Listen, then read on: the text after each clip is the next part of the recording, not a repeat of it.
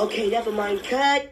Why did the water flood the entire studio? Yeah, I really have no idea how it got there in the first place. Well, great.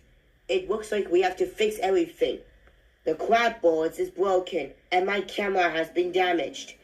Even the cameras are already damaged. It looks like I have to buy a new one, including the cameras, too.